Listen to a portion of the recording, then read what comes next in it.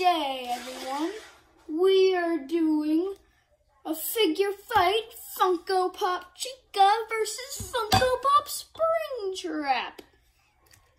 What the heck? The heck was that? Oh, that's right. I got the figure fights confused.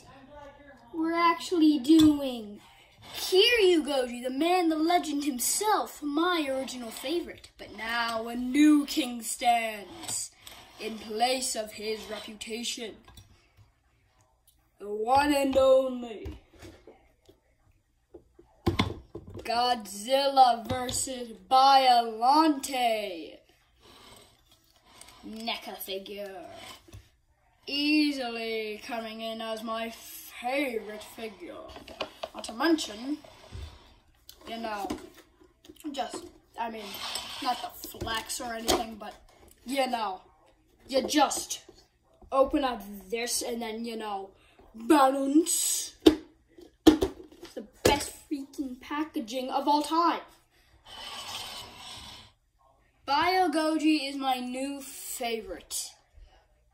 Is overall my favorite suit and my favorite Godzilla figure I have. And yes, that means that he beat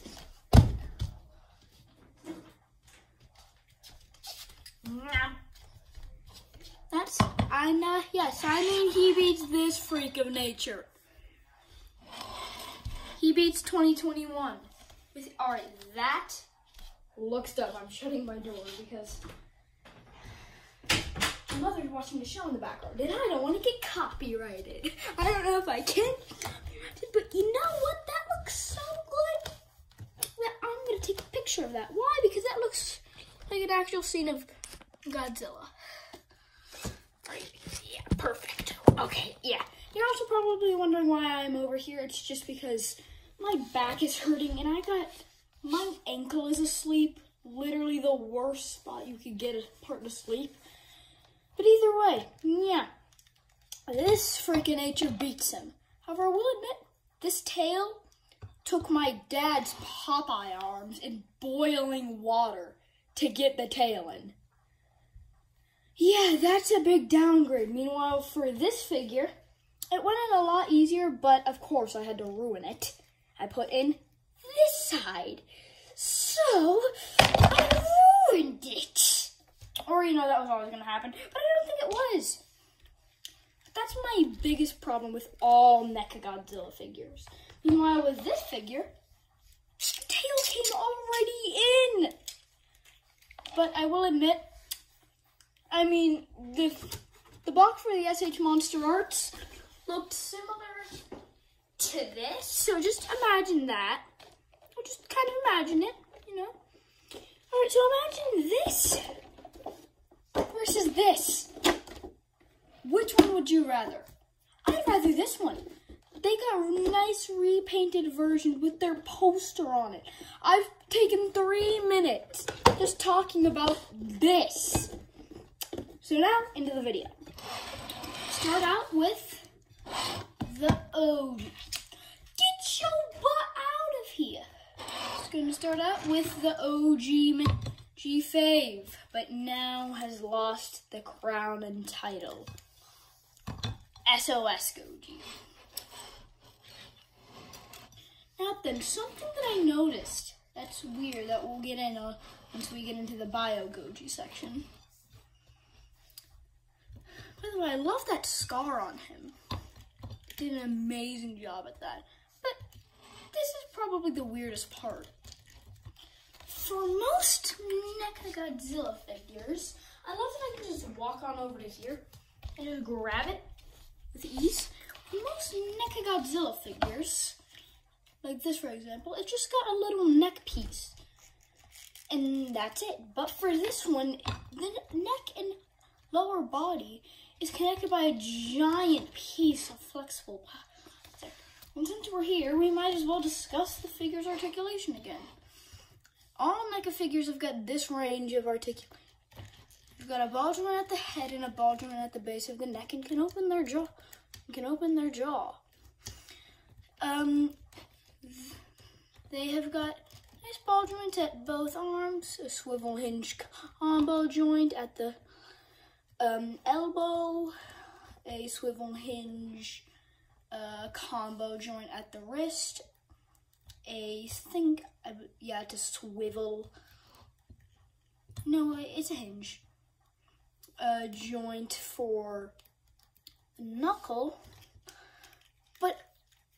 and it's got a nice articulation at the base of the leg, but you can't even do it. The articulation at the base of the leg is incredibly tight and stiff. This is an unfortunate worrying trend that's been carried out through all Mechagodzilla figures. For this figure in particular, it's got a really nice articulating tail. Sadly, again, I messed it up. But that was back whenever I thought that these things were just toys and I didn't have a collection. I never really liked the whole collection theme because I just never really wanted my figure to just stand up there. I just wanted to always play around with it, hug it, sleep with it, all that kind of stuff. But these figures aren't meant to be toys, they're meant to be collectibles. That's Playmate's job, is to make toys, not collectibles. That's why they don't look so good. The big figures Playmate's made are meant to be collectibles. They're also meant to be toys. These are meant to be collectibles. So annoyed. I ruined this figure. Honestly, this one might even still be my favorite figure if I had not scuffed up the tail. Either way, the price comes in at actually $70. Yeah, that's more than what I paid for this thing. Oh my god, it got brighter. Anyways, I'm pretty sure that this one was like $40. Maybe 50 or I don't know. Either way, figure is overall very nice. Easily my second favorite in all my collection. But how does it compare to Hi Goji? I must say, I remember how the packaging looked for SOS Goji. It's nowhere near as good as this. I mean, it looks good and all. It showed Mothra, Mecha Kiryu, and Godzilla. It showed them all like in a little fight up here. Same thing goes for the other side over here.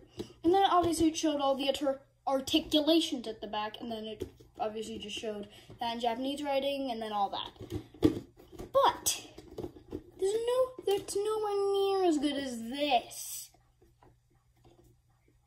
And by the way, I think I finally know, for a lot of collectors, they were like, why is this like this? Well, it's to recreate the poster. Like this, because it's curved.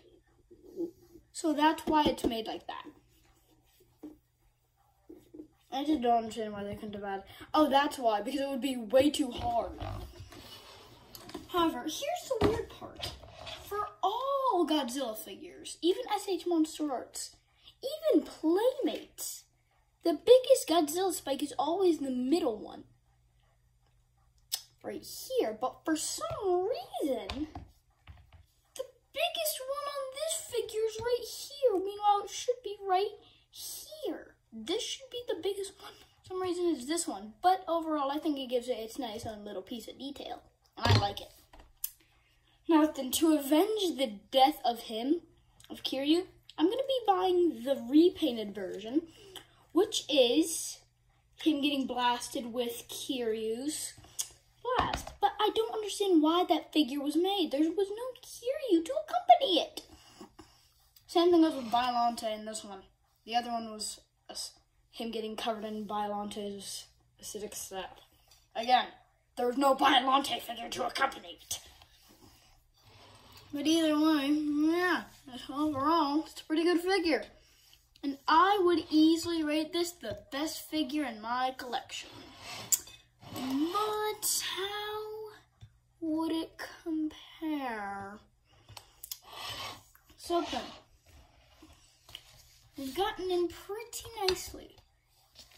But, okay, that's cool. That looks cool.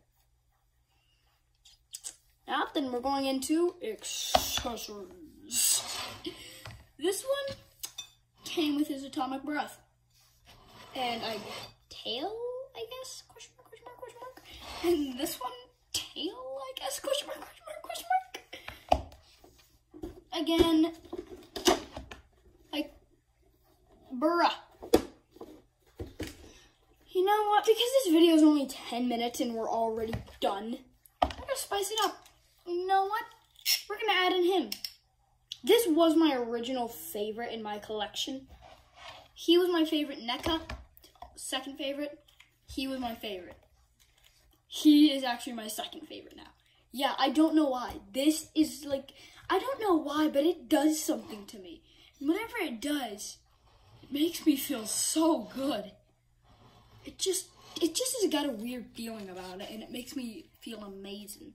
Anyways, SH Monster Arts time! Yay! Overall, we already discussed the figure before. Overall, it's a really good figure.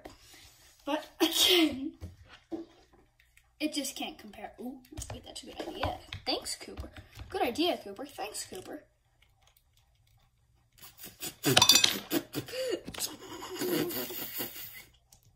Man, I'm smarter than Einstein himself. Cut.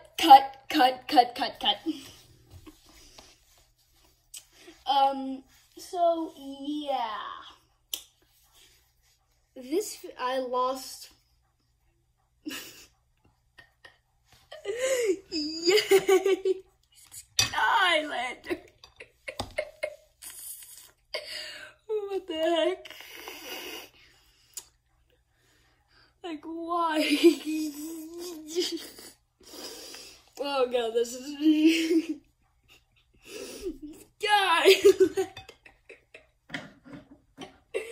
I don't know what to talk about. Funko. I don't know what to say anymore. I'm sorry.